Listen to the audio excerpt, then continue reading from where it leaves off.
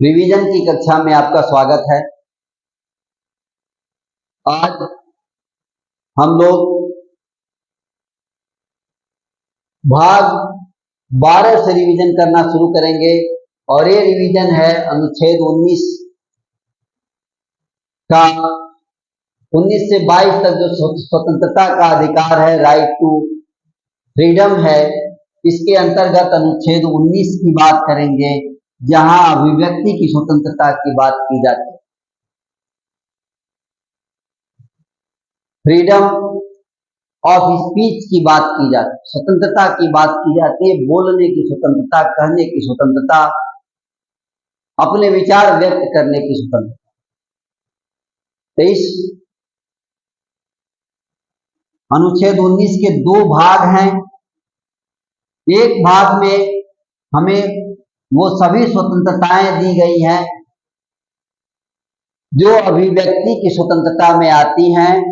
अनुच्छेद 19(1) में क, ख, ग, घ, अंग, च छोड़कर छ तक, यानी यहाँ 6 अधिकार हमें प्रदान किए गए हैं।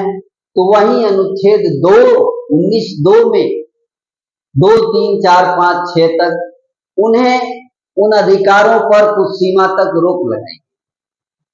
एक खूबसूरत सा संतुलन बनाने की कोशिश की गई है कि एक तरफ अधिकार दिया गया है तो दूसरी तरफ उन्हें कुछ सीमा तक रोक लगाई गई।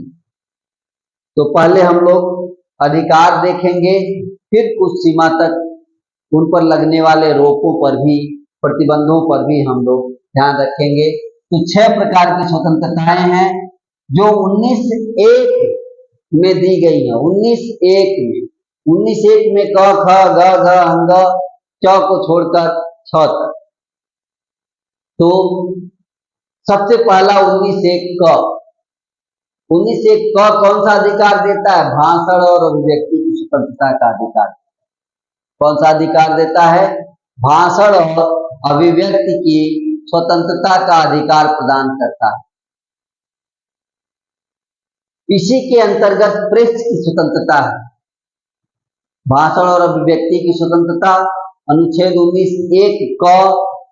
प्रेस की स्वतंत्रता कई बार परीक्षाओं में पूछा गया है कि प्रेस की स्वतंत्रता कहाँ है? तो 19(1) क में। एक मामला सुप्रीम कोर्ट में गया, इंडियन एक्सप्रेस बनाम भारत संघ 1985, और इस मामले में सर्वोच्च न्यायालय ने अपने निर्णय में कहा कि जो प्रेस की आजादी है, प्रेस की स्वतंत्रता है, वो विचार और अभिव्यक्ति की स्वतंत्रता 19(1) क के अंतर आती है। इसी के अंतर्गत ये स्वतंत्रताएं हैं। उसी तरह मतदाताओं को अपने उम्मीदवार से संबंधित सूचना पाने का अधिकार भी, ये भी अनुच्छेद 19(1) क में है। ये प्रश्न भी कई बार पूछा गया है, तो ध्यान रहे कि ये प्रश्न भी कई बार पूछा गया है। तो उम्मीदवारों, मतदाता जो है अपने उम्मीदवार के बारे में जान लें, उनका पूरा इतिहास जाने, ये मतदाताओं को अधिकार है 19(1) क के अंदर। अब 19(1) ख की बात कर लें तो अनुच्छेद 19(1) ख में शांतिपूर्ण और हथियार रहित सम्मेलन का अधिकार। कैसा सम्मेलन? तो शांतिपूर्ण, यानी बिना किसी बवाल किए, बिना कोई हथियार रखे आप सम्मेलन कर सकते हैं, निहत्था सम्मेलन करना। अनुच्छेद 19(1) ग। 19(1) ग में क्या है कि संगम और सहकारी समिति बनाने का अधिकार। एक प्रश्न भी कई बार पूछे गए हैं कि सहकारी समितियों की बात कहाँ की गई है? सहकारी समितियों की बात की गई है अनुच्छेद 19(1) ग में। कहाँ की गई है? अनुच्छेद 19(1) ग। कोई संगम या सहकारी समिति, कोई संगठन बनाने का अधिकार है 19(1) ग के अंदर। अब 19(1) घ की बात करेंगे। ग के बाद घ। घ में भारत के राज्य क्षेत्र में अबाध संचरण का अधिकार, कहीं भी आने जाने का अधिकार। भारत में कहीं भी आइए जाइए, उत्तर से लेकर दक्षिण तक, पूरब से लेकर पश्चिम तक, किधर से भी आने जाने का अधिकार देता है अनुच्छेद 19(1) घ। अब अनुच्छेद 19(1) अंग। अंग क्या कहता है? कहता है भारत के किसी भी भाग में निवास करने का अधिकार, बस जाने का अधिकार, बसने का, तो कहीं भी निवास करने और बसने का अधिकार है अनुच्छेद 19(1) अंग के। और एक और अधिकार है अनुच्छेद 19(1) 6 में, छाता वाला 6 में, इसमें है कि कोई भी वृत्ति, जीविका, व्यापार, व्यवसाय करने का अधिकार, कोई भी वृत्ति व्यवसाय करने का अधिकार, जो चाहे वो करें, ऐसा अधिकार दिया गया अनुच्छेद 19(1) 6 के। आप सोचते हैं कि अनुच्छेद 19(1) 6 कहाँ गया? तो अनुच्छेद 19 के क ख ग घ अंग और 6 को छोड़कर, 6 भी अभी अभी हम लोगों ने देखा, तो क ख ग घ और अंग 6 को हम लोगों ने देखा कि अनुच्छेद 19 क से लेकर के 6 तक, 6 को छोड़कर नागरिकों को अधिकार मिले हुए। तो एक तरफ नागरिकों को अधिकार मिले हुए हैं, तो दूसरी तरफ उन अधिकारों पर तार्किक प्रतिबंध लगाया गया है, निर्बंधन लगाया गया है, रोक लगाया गया। तो अब हमें अनुच्छेद 2 से लेकर के और अनुच्छेद 6 तक, छाता वाला 6 नहीं, 6 तक हमें युक्त निर्बंधन देखना है कि कौन कौन से निर्बंधन लगाए गए हैं, कौन कौन से निर्बंधन लगाए गए हैं अनुच्छेद 19(2) से लेके अनुच्छेद 19(6) तक। 6 तक 2, 3, 4, 5, 6 इन अनुच्छेदों में निर्बंधन है। तो क्रम से हम लोग देखेंगे कि निर्बंधन वाले अनुच्छेद और अधिकार वाले अनुच्छेद। अनुच्छेद 19(1) जो अधिकार वाले हैं, अनुच्छेद 19(1) ये अधिकार वाले हैं। तो अब यहां से हम लोग बात करेंगे। तो पहला अनुच्छेद 19(2), इसमें अनुच्छेद 19(1) क भी इसमें सम्मिलित करना है। अनुच्छेद 19(1) क पर निर्बंधन लगाया गया है। अनुच्छेद 19(1) क पर निर्बंधन लगाया गया है, क। और अनुच्छेद 19(1) क क्या है? भाषण और अभिव्यक्ति की स्वतंत्रता। अनुच्छेद 19(1) क भाषण और अभिव्यक्ति की स्वतंत्रता, और इस पर निर्बंधन लगाया गया है अनुच्छेद 19(2) की अभिव्यक्ति की तो स्वतंत्रता है, लेकिन अभिव्यक्ति की स्वतंत्रता की सीमा क्या है? सीमा क्या है? भारत की सुरक्षा और संप्रभुता को खतरे में नहीं डाल सकते आप अपनी अभिव्यक्ति की आजादी के इंटरटेन करते हुए। तो क्या सीमा है? सीमा है भारत की सुरक्षा और संप्रभुता को खतरे में नहीं डाला जा सकता। अधिकार है 19(1) क के आधार पर आपको अभिव्यक्ति की स्वतंत्रता, लेकिन क्या क्या गड़बड़ी आप नहीं कर सकते? तो भारत की सुरक्षा और संप्रभुता पर सवाल खड़ा नहीं कर सकते, न्यायालयों की अवमानना नहीं कर सकते, किसी की मानहानि नहीं कर सकते। ये नहीं कि आजादी मिली है बोलने की तो किसी की मानहानि कर देंगे। लोक व्यवस्था नहीं बिगाड़ सकते आप। विदेशी राज्यों के साथ जो मैत्रीपूर्ण संबंध है उसको खराब नहीं कर सकते। आपके बातों से विदेशी राज्यों के साथ जो मैत्रीपूर्ण संबंध हैं वो न बिगड़ जाएं, उनको ख्याल में रखेंगे, शिष्टाचार और सदाचार को भी ख्याल में रखेंगे, और अपराध उद्दीपन न होने पाए। यानी ये नहीं कि आप अपने वाणी से, अपनी अभिव्यक्ति से किसी को भड़का दें, किसी को उकसा दें और वो अपराध कर बैठे। तो अनुच्छेद 19(2) में इतने प्रतिबंध, इतने निर्बंधन, इतने रोक लगाए गए हैं अनुच्छेद 19 क के उपयोग करने में। तो आपने देखा कि एक तरफ तो अधिकार दिए गए हैं और दूसरी तरफ ये सीमा बताई गई है कि आप इन अधिकारों का प्रयोग करते हुए किस सीमा तक जा सकते हैं और कहां आपकी सीमा खत्म हो जाती है। इसी प्रकार हम लोग 19(3) देखेंगे, अनुच्छेद 19(3). अनुच्छेद 19(3) में अनुच्छेद 19(1) ख पर प्रतिबंध लगाया गया है, निर्बंधन या रोक लगाया गया है। कहां लगाया गया है? अनुच्छेद 19(1) ख पर। तो सबसे पहले अनुच्छेद 19(1) ख क्या है? तो अनुच्छेद 19(1) ख है शांतिपूर्ण और हथियार रहित सम्मेलन करना। ये नागरिकों का अधिकार कि शांति से बिना हथियार के बैठक कर सकते हैं, सम्मेलन कर सकते हैं, लेकिन ऐसा करते हुए आपको दो बातों का ख्याल रखना। क्या? भारत की संप्रभुता और अखंडता पर आंच न आए और आपके सम्मेलन से लोक व्यवस्था नहीं बिगड़नी चाहिए। लोक व्यवस्था के समक्ष चैलेंज न आए, तभी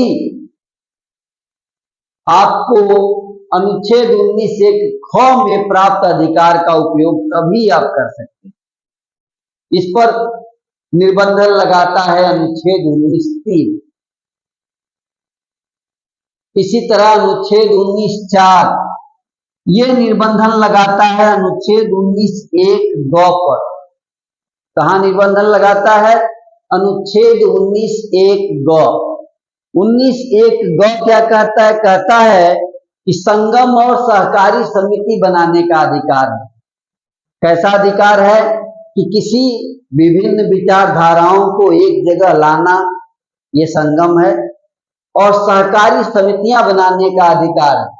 लेकिन इन अधिकारों का भी प्रयोग करते वक्त क्या ध्यान रखना है? तो सदाचार का ध्यान रखना है, लोक व्यवस्था का ध्यान रखना है और भारत की एकता तथा अखंडता का ध्यान रखना है। यानी इन बातों को ध्यान रखते हुए ही अनुच्छेद 19(1) ग का उपयोग किया जा सकता है, प्रयोग किया जा सकता है, तभी आप इनको इंटरटेन कर पाएंगे। इसके बाद अनुच्छेद 19(5) 4 के बाद, अनुच्छेद 19(4) के बाद अनुच्छेद 19(5). 19(5) जो है वो 19(1) घ और 19(1) अंग, इन दोनों पर प्रतिबंध लगाता है, निर्बंधन लगाता है। किस पर लगाता है? अनुच्छेद 19(5) घ पर और अंग पर प्रतिबंध लगाता है। यानी घ जो कहता है कि भारत के राज्य क्षेत्र में, घ क्या कहता है? कहता है भारत के राज्य क्षेत्र में अबाध संचरण का अधिकार, अबाध संचरण, बिना रोक टोक के कहीं आने जाने का अधिकार। और अंग क्या कहता है? अंग कहता है कि भारत के किसी भी भाग में निवास करने का अधिकार, घर बनाने का अधिकार, रहने का अधिकार। लेकिन इन दो अधिकारों का प्रयोग करते वक्त हमें दो बातों का ध्यान रखना है। नंबर 1, साधारण जनता के हित में हो आपका आना जाना और घर बनाना। ये नहीं कि साधारण जनता के सामने चैलेंज खड़ा हो जाए। दूसरा, किसी अनुसूचित जनजाति के हितों का संरक्षण। यानी मान लीजिए कि कोई विशेष अनुसूचित जाति है और उसका रहन सहन खास है, उसकी संस्कृति कुछ अलग है, वो एक विशेष क्षेत्र में रहती है और आपकी जिद हो कि वहीं जाएंगे, वहीं घर बनाएंगे, तो ये दिक्कत है। जैसे अंडमान निकोबार में जो सैंपेन जाति हैं वो खास जगह पे रहते हैं, उसी तरह पूर्वोत्तर के कई क्षेत्रों में जाने के लिए पास लगता है, क्योंकि जनजातीय क्षेत्र हैं और जनजातीय क्षेत्रों में आना जाना बसना अनुच्छेद 19(1) घ और अंग, इन दोनों पर इस सीमा तक निर्बंधन लगाया गया है, रोक लगाई गई है। और इसी क्रम में अनुच्छेद 19(6) अनुच्छेद 19 6 की बात करें, 6 में अनुच्छेद 19 6 पर प्रतिबंध लगाया गया है, छाता वाला 6। अनुच्छेद 19 6 क्या कहता है? कहता है कि कोई भी वृत्ति, कोई भी उपजीविका, कोई भी व्यापार, कोई भी व्यवसाय करने का अधिकार है। तो अधिकार तो है, लेकिन साधारण जनता के हित में। कैसे अधिकार है? साधारण जनता के हित में होगा तब अधिकार है। आप अपने अधिकार का प्रयोग करते वक्त साधारण जनता के हितों का ख्याल रखेंगे और साथ में किसी वृत्ति व्यापार के लिए तकनीकी अर्हताएं निर्धारित करना। तमाम ऐसे बिजनेस, व्यवसाय, व्यापार, नौकरी, कार्य हैं जिसके लिए अलग अलग अर्हता निर्धारित की गई है। अब जैसे कह दिया जाए कि कोई सॉफ्टवेयर बनाना है और कोई कहे कि नहीं, हमको तो ये अधिकार प्राप्त है 19(1)(6) के अंतर्गत कि कुछ भी करें, कुछ भी करना चाहे कर सकते हैं, तो क्या सॉफ्टवेयर बना देंगे? इसके लिए तो सॉफ्टवेयर तकनीक की जानकारी होनी जरूरी है। तो सॉफ्टवेयर तकनीक होने का अर्हता लगाया जा सकता है, किस तरह के प्रतिबंध लगाए जा सकते। इतना ही नहीं, एक और प्रतिबंध लगाया जा सकता है, एक और नागरिक एक अर्हता लगाई जा सकती है कि नागरिकों को व्यापार व्यवसाय करने के लिए पूर्णतः या अंशतः वर्जित किया जा सकता है। पूर्णतः या अंशतः क्या किया जा सकता है? वर्जित किया जा सकता है। राज्य ऐसा कर सकता है क्योंकि राज्य का किसी व्यवसाय पर एक अधिकार है या नियंत्रण, यानी राज्य किसी व्यापार व्यवसाय को अपने नियंत्रण और एकाधिकार में ले सकता है और कह सकता है कि ये व्यापार व्यवसाय आप नहीं, हर व्यक्ति को करने का अधिकार नहीं। ठीक है, साथ ही ऐसा कोई कार्य जो अनैतिक हो, कोई अनैतिक कार्य होगा वो भी नहीं करने दिया जाएगा, जैसे महिलाओं और बच्चों को खतरनाक कार्यों में लगाना। तो राज्य आपको किसी ऐसे कार्य के लिए रोक सकती है जिसमें राज्य का एकाधिकार हो, नियंत्रण हो, और कोई अनैतिक कार्य करने से रोक सकती है। तो एकाधिकार जैसे मद्य निषेध है, किसी को भी शराब बनाने और बेचने का अधिकार नहीं। क्यों? क्योंकि इस पर राज्य का नियंत्रण है। राज्य ने इसमें जनहित में इस पर नियंत्रण कर रखा है, क्योंकि इसको अगर नियंत्रण से बाहर कर दिया जाएगा तो चारों तरफ अव्यवस्था फैल जाएगी। उसी तरह खतरनाक हथियार बनाए जाने पर भी राज्य का नियंत्रण है। राज्य चाहेगा तभी किसी को कहेगा आप बनाइए, अन्यथा किसी को बनाने नहीं देगा। तो इस प्रकार राज्य के पास एक अधिकार है कि राज्य किसी कार्य को, किसी अधिकार को रोक दे उस सीमा तक।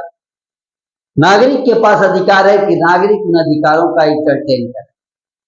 तो एक तरफ अधिकार है अनुच्छेद 19(1) और 1 के क, ख, ग, अंग 6, तो दूसरी तरफ उन पर रोक लगाया गया अनुच्छेद 19(2), 2, 3, 4, 5 और 6, और इन दोनों में एक सुंदर सा संतुलन बनाने की कोशिश की गई है ताकि जनहित का मामला, राष्ट्रीय एकता अखंडता का मामला, सदाचार शिष्टाचार का मामला, लोक व्यवस्था का मामला बना रहे और सदैव ये सुख शांति और समृद्धि बनी रहे। इसलिए एक तरफ निर्बंधन लगाए गए हैं, दूसरे तरफ अधिकार दिए गए हैं। कोई अपराध घटित हुआ है, उससे संबंधित है, इसके अंतर्गत साफ साफ कहा गया है कि कोई व्यक्ति किसी अपराध के लिए तब तक दोषी नहीं माना जाएगा जब तक कि उसने ऐसा कोई कार्य करते समय किसी प्रवृत्त विधि का अतिक्रमण किया। यानी आपको किसी व्यक्ति को तभी दोषी माना जाएगा, अपराधी माना जाएगा, जब उसने किसी कानून को तोड़ा होगा, और कानून तभी तोड़ेगा जब वो कानून रहे।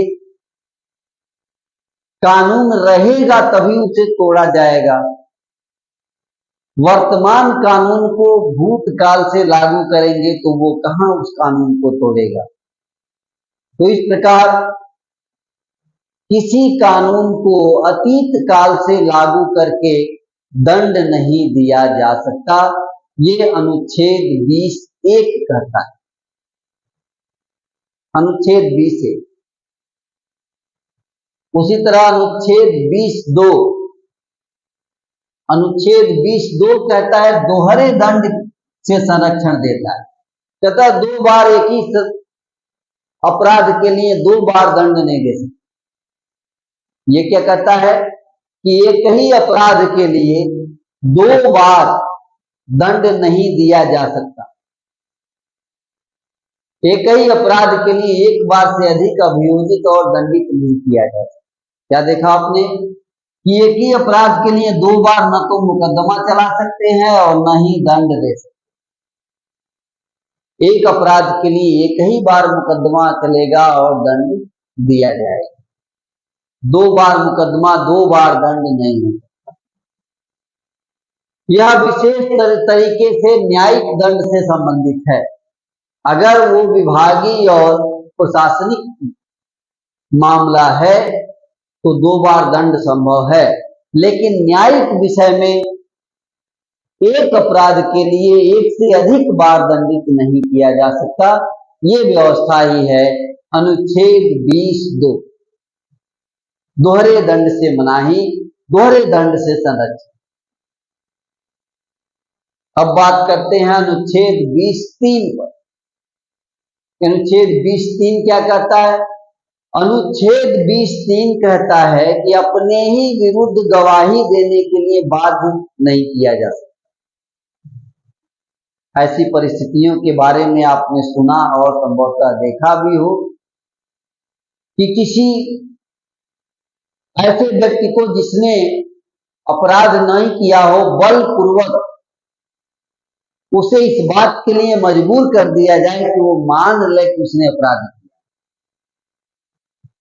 ऐसे ही बलपूर्वक मनवाने को, बाध्य करने को संरक्षण प्रदान करता है अनुच्छेद 20(3). अनुच्छेद 20(3) कहता है कि आपराधिक कृत्य के मामले में किसी पर अगर मुकदमा चला है, किसी को अभियुक्त बनाया गया हो, तो विचारण की प्रक्रिया में उसे अपने विरुद्ध बाध्य नहीं किया जा सकता। यानी अगर अपने विरुद्ध बाध्य किया गया हो और अपने ही विरुद्ध गवाही देने के लिए बाध्य किया गया हो, तो इससे उसे संरक्षण प्रदान किया गया है।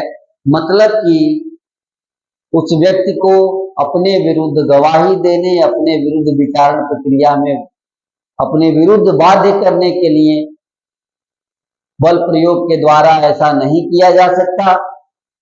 ऐसा अनुच्छेद 20(3) में संरक्षण प्रदान किया गया। तो 20(3) इस बात का संरक्षण देता है, सुरक्षा देता है कि अपने ही विरुद्ध किसी को गवाही देने के लिए बाध्य न किया जाए। इस तरह से अनुच्छेद 20 में, अनुच्छेद 20 के तीनों भाग हम लोगों ने देखे। रिवीजन की इस कड़ी में हम लोग बात कर रहे हैं अनुच्छेद 21 पर। अनुच्छेद 21 इसको प्राण और दैहिक स्वतंत्रता का संरक्षण के रूप में जाना जाता है। तो प्राण और दैहिक स्वतंत्रता यानी protection of life and personal liberty, इसको हम लोग आज इस क्रम में रिवाइज करेंगे। तो प्राण और दैहिक स्वतंत्रता क्या है और 21(क) में क्या है, ये जानेंगे। तो सबसे पहले शुरू करते हैं अनुच्छेद 21 से। अनुच्छेद 21 क्या कहता है? अनुच्छेद 21 कहता है कि किसी व्यक्ति को उसके प्राण और दैहिक स्वतंत्रता से केवल विधि द्वारा स्थापित प्रक्रिया द्वारा ही वंचित किया जा सकता है, अन्यथा नहीं। पुनः अनुच्छेद 21 कहता है कि किसी व्यक्ति को उसके प्राण और दैहिक स्वतंत्रता से विधि द्वारा स्थापित प्रक्रिया से ही वंचित किया जा सकता है, अन्यथा नहीं। मतलब ये कि किसी व्यक्ति के प्राण और दैहिक स्वतंत्रता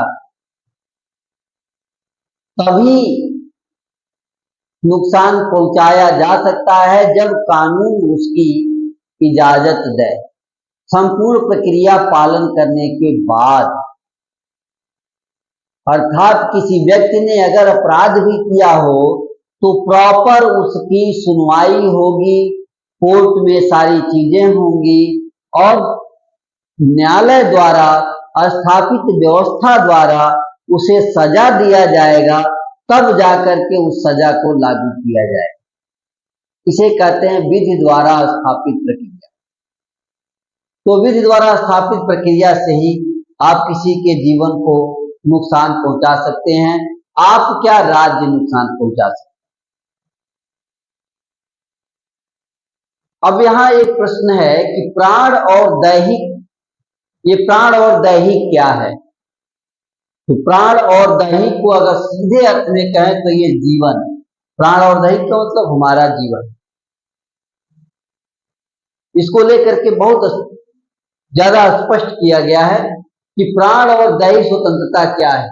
तो इस मामले में न्यायालयों ने समय समय पर अपने निर्णय दिए हैं। एक केस यहाँ पर बात की जाती है, AK गोपालन बनाम मद्रास राज्य 1950 का मामला। AK गोपालन बनाम मद्रास राज्य 1950।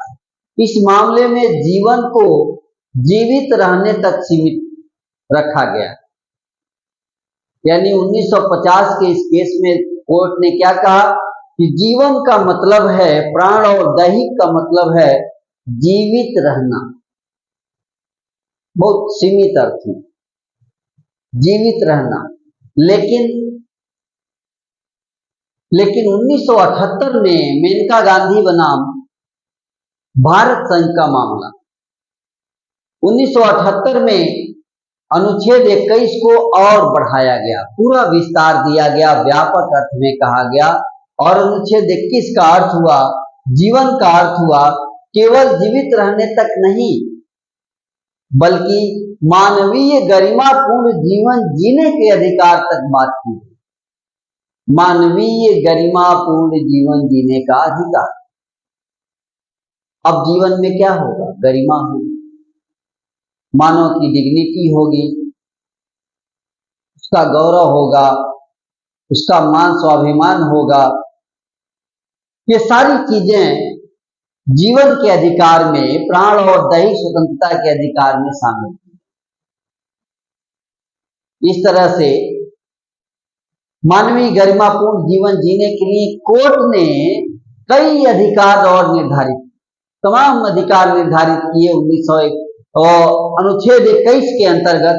अब जीवन के अधिकार में कई अधिकार शामिल, क्या क्या शामिल है? जैसे गोपनीयता का, आपकी अपनी गोपनीयता है, वो आपका अधिकार है कि किस चीज को आप छिपा के रखेंगे, किसे वो ओपन करके रखें, तो ये गोपनीयता का अधिकार। इसी प्रकार भोजन का अधिकार, रोजी रोटी का अधिकार, स्वच्छ पर्यावरण का अधिकार, निजता का अधिकार, साफ पानी का अधिकार, स्वच्छ हवा का अधिकार, तमाम ऐसे अधिकार कोर्ट ने डिक्लेयर किया, कहा कि ये जीवन के अधिकार में सब शामिल है। इन जीवन का अधिकार ये शब्द छोटा नहीं। इसे 1978 के मामले में सर्वोच्च न्यायालय ने एक बड़े सेगमेंट में देखा, एक बड़े अवधारणा के रूप में लिया। इस तरह से प्राण और दैहिक स्वतंत्रता क्या हुआ? मानवीय गरिमापूर्ण जीवन जीने का अधिकार। अब बात आपको समझ में आई।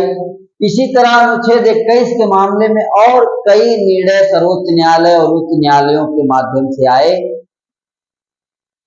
इसमें सबसे महत्वपूर्ण है, जीवन की ही बात हो रही है, तो इसमें एक है आत्महत्या।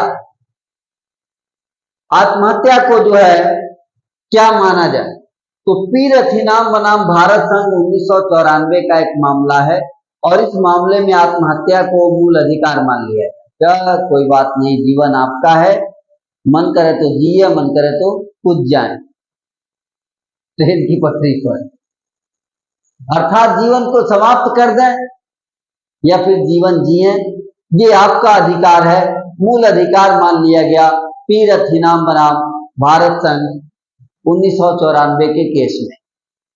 लेकिन जस्ट 2 साल बाद 1996 में ज्ञान कौर बनाम पंजाब राज्य के मामले में, ज्ञान कौर बनाम पंजाब राज्य 1996 के मामले में क्या हुआ, आत्महत्या को मूल अधिकार नहीं माना गया। यहां पर जीवन जीने पर जोर दिया गया था ना पटरी पर कूदना नहीं है, जीवन जीना है, मरने का अधिकार नहीं है। 94 में जीवन आपका है, जैसे मन कर वैसे जिए मरे। 96 में मरने का अधिकार नहीं है, जीना है। तो जीवन का अधिकार में अब हुआ कि आपको जीवन जीना है, मरने का अधिकार नहीं है, आत्महत्या का अधिकार नहीं है, जीवन जीने पर जोर दिया गया। और अरोड़ा रामचंद्र शानबाग बनाम भारत संघ का मामला 2011, ये थोड़ा अलग मामला था। अरोड़ा शानबाग गंभीर बीमारी से ग्रसित थी, उनका शरीर काम नहीं करता था, केवल जीवित थी वो। लंबे समय तक अपने जीवन को अस्पताल में खींचने के बाद अरोड़ा शानबाग ने इच्छा मृत्यु की मांग की। सर्वोच्च न्यायालय ने इस पर विचार किया और विचारोपरांत सर्वोच्च न्यायालय ने कहा कि ऐसी दशा में जब व्यक्ति मेडिकली डेड है, व्यक्ति जो है मेडिकली क्या है, करीब करीब डेड है, मेडिकली केवल जीवित है, बाकी सक्रिय जीवन में वो डेड है, तो ऐसी दशा में उसे पैसिव यूथेनेसिया यानी निष्क्रिय इच्छा मृत्यु दिया जा सकता है, यानी मेडिकल तौर पर उसे समाप्त किया जा सकता है। इस तरह से इच्छा मृत्यु 2 तरह की है। इच्छा मृत्यु जिसे दया मृत्यु या इच्छा मृत्यु कह लीजिए। दया मृत्यु 2 तरह की है, एक सक्रिय दया मृत्यु और एक निष्क्रिय दया मृत्यु। सक्रिय वाला तो सीधे सीधे सुसाइड कहते हैं, उसे आत्महत्या करते हैं, जिसे नहीं करना है। आत्महत्या दंडनीय अपराध है, आईपीसी की धारा 309 में आत्महत्या दंडनीय अपराध है। अब तो आईपीसी खत्म हो गई है, अब उसके जगह पर भारतीय न्याय संहिता बीएनएस आ गया है, नंबर उसका जो हो। लेकिन आत्महत्या का प्रयास दंडनीय अपराध है। बस निष्क्रिय दया मृत्यु दी जा सकती है और ये अरोड़ा शानबाग को दिया गया।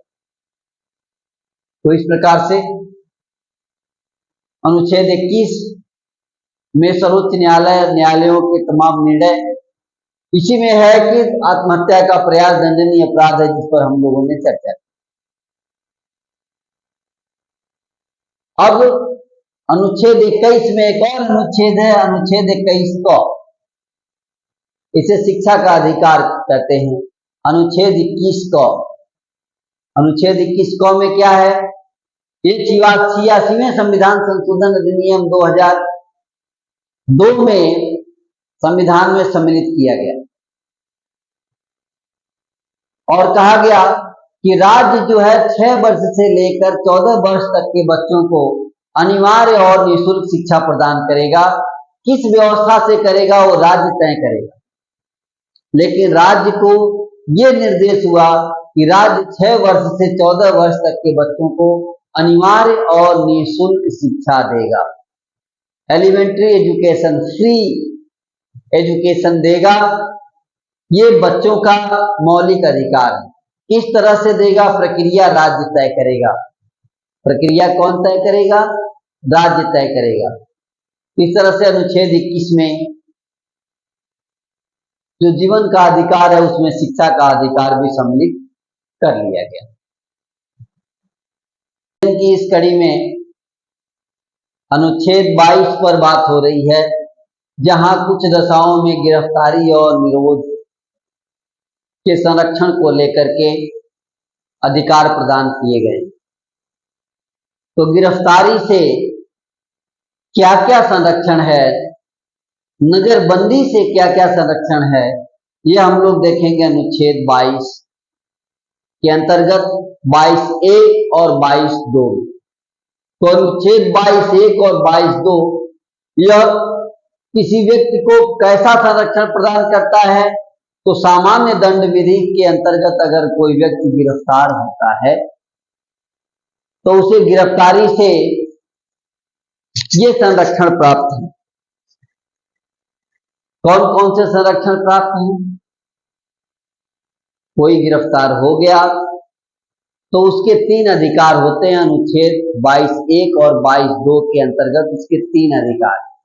पहला ये कि गिरफ्तारी का कारण उसको बताया जाए कि काहे गिरफ्तार हुआ, तो गिरफ्तारी का कारण बताया जाए। दूसरा अधिकार है उसे कि अपनी रुचि के वकील से अपनी बात को न्यायालय में प्रस्तुत कराने का अधिकार है, ये संरक्षण प्राप्त है। और तीसरा, गिरफ्तारी के 24 घंटे के भीतर निकटस्थ मजिस्ट्रेट के सामने उसे प्रस्तुत किया जाए। ये भी उसे अधिकार है कि मजिस्ट्रेट के समक्ष उसे सशरीर प्रस्तुत किया जाए। हाँ, इसमें यात्रा का समय शामिल नहीं है और अगर कोई छुट्टी अवकाश पड़ गया तो वो समय भी शामिल नहीं है। तो ये हुआ अनुच्छेद 22(1) और 2 के तहत व्यक्ति को प्राप्त संरक्षण, व्यक्ति को प्राप्त अधिकार कि गिरफ्तारी के समय उसे क्या क्या अधिकार। अब हमें देखना है कि गिरफ्तारी जो है, डिटेंशन जो है, निरोध जो है, ये 2 प्रकार के। एक होता है निवारक निरोध और एक होता है दंडात्मक निरोध। निवारक निरोध का मतलब कि अगर आपने अपराध नहीं किया, अपराध होने के पहले ही आपको गिरफ्तार कर लिया जाए, ऐसा लगने लगे कि आप अपराध कर सकते हैं तो गिरफ्तार कर लिया जाए, इसको कहते हैं निवारक निरोध, प्रिवेंटिव डिटेंशन। और अपराध घटित होने के बाद अगर गिरफ्तार किया जाए तो इसको कहते हैं दंडात्मक निरोध, प्यूनिटिव डिटेंशन।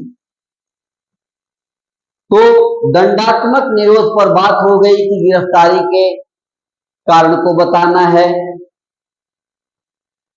वकील के माध्यम से कोर्ट में अपनी बात रखनी है और 24 घंटे के अंदर मजिस्ट्रेट के समक्ष प्रस्तुत होना है। यह बात हुई दंडात्मक निरोध। अभी बातें होनी है निवारक निरोध कि निवारक निरोध होगा तो क्या होगा। तो निवारक निरोध भी होगा, दंडात्मक निरोध भी होगा। इसके कुछ शर्तें हैं, पहले उसे देख लेते हैं कि अनुच्छेद 22(1) और 2 में जो संरक्षण प्राप्त है उसके लिए शर्त क्या क्या शर्तें हैं। तो विदेशी शत्रु और निवारक नजरबंदी वाले व्यक्ति को वो 3 अधिकार नहीं प्राप्त है। अनुच्छेद 22(1)(2) के अंतर्गत जो संरक्षण है उसे नहीं प्राप्त। इसी प्रकार टाडा, मीसा, पोटा, मकोका, ये सभी निवारक नजरबंदी के अंतर्गत आते हैं और निवारक नजरबंदी वाले को 22(1), 22(2) के अधिकार प्राप्त नहीं। भारत में जो निवारक नजरबंदी है, इसके गिरफ्तार व्यक्ति को 3 माह से अधिक रखने का सलाहकार बोर्ड की सिफारिश के आधार पर ही रखा जाता है। मजिस्ट्रेट के सामने प्रस्तुत करने का कोई अधिकार इस मामले में नहीं, निवारक वाले मामले। तो निवारक वाले मामले में मजिस्ट्रेट के सामने भी नहीं ले जाना है, तीनों अधिकार नहीं। 3 माह से ज्यादा नजरबंद नहीं रखना है।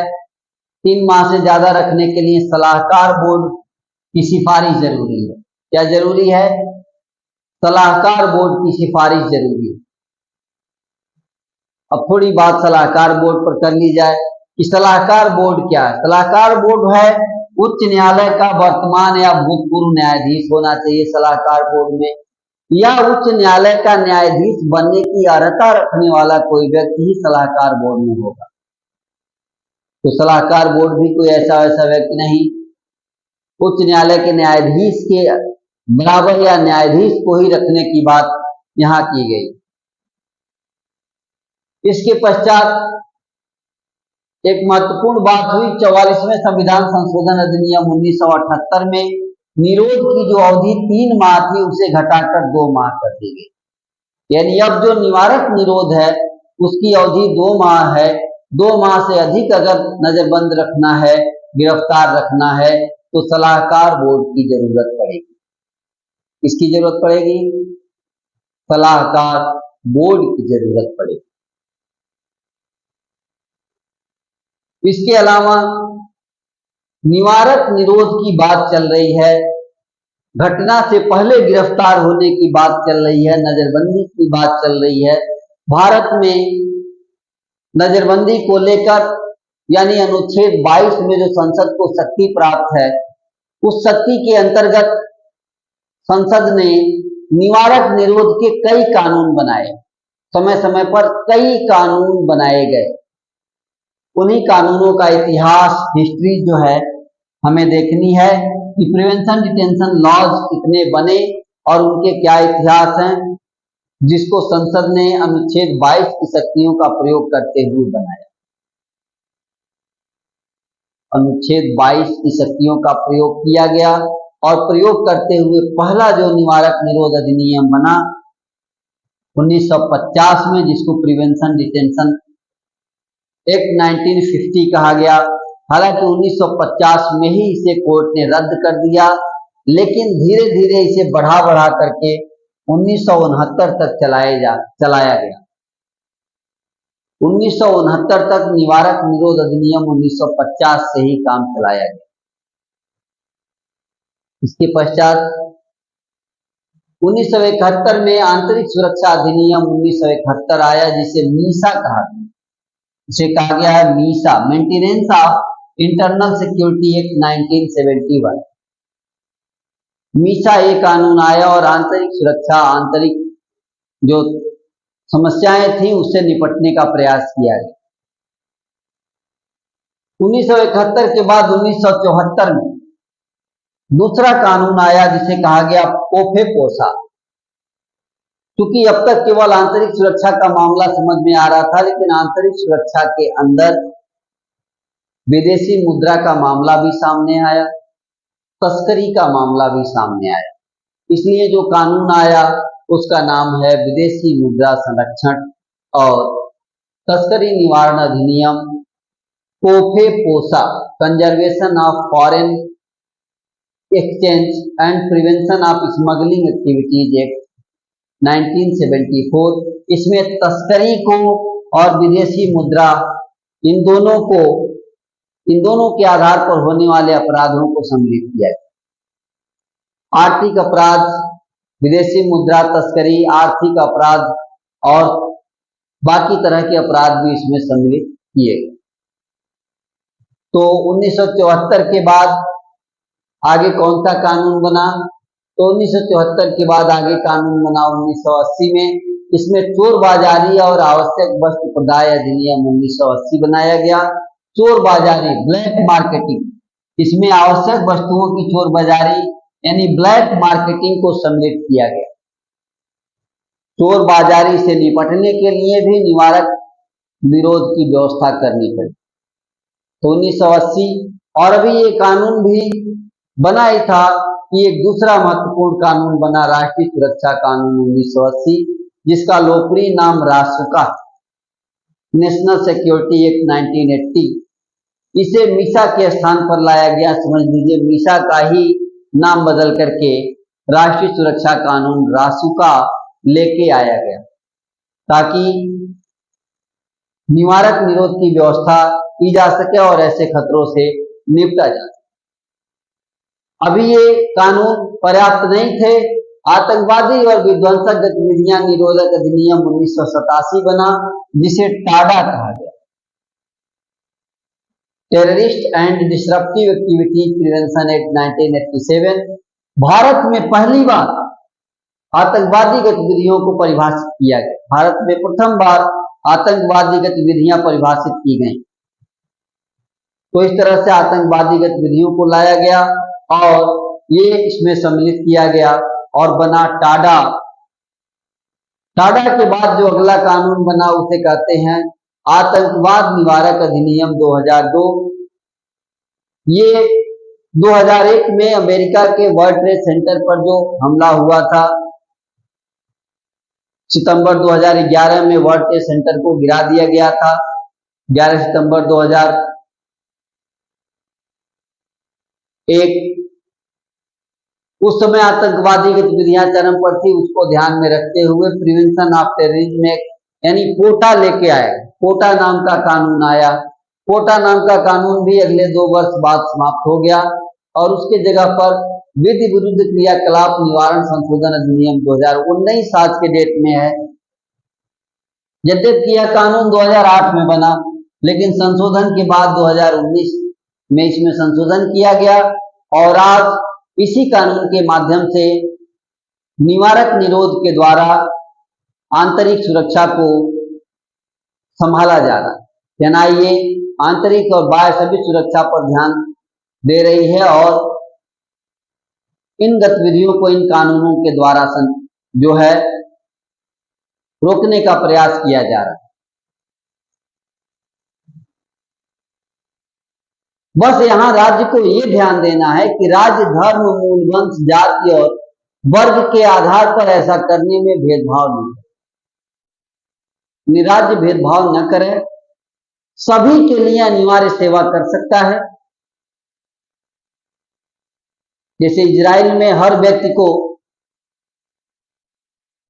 सेना में सेवा देना अनिवार्य, उसी प्रकार सरकार जो है किसी प्रकार की सेवा लेना अनिवार्य कर सकती है। ऐसा अनुच्छेद 23(2) में राज्य को अधिकार प्रदान किया गया है।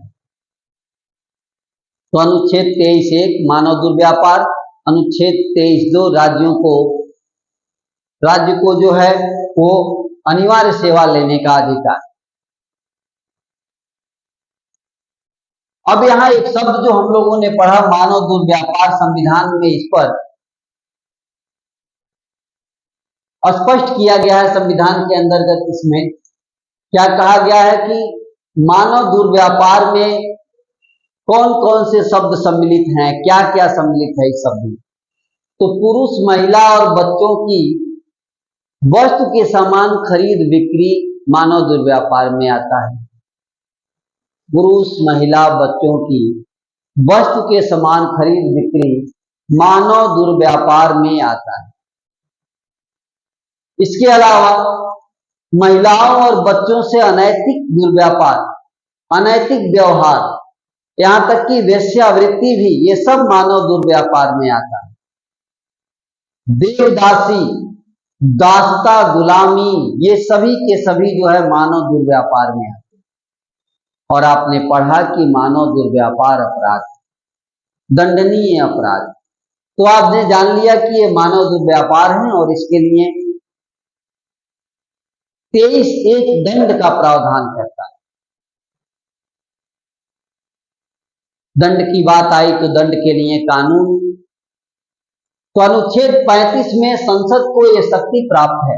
अनुच्छेद 35 के अनुसार संसद को यह शक्ति प्राप्त है कि संसद मानव दुर्व्यापार और बंधुआ मजदूरी के रोकने के लिए कानून बनाए।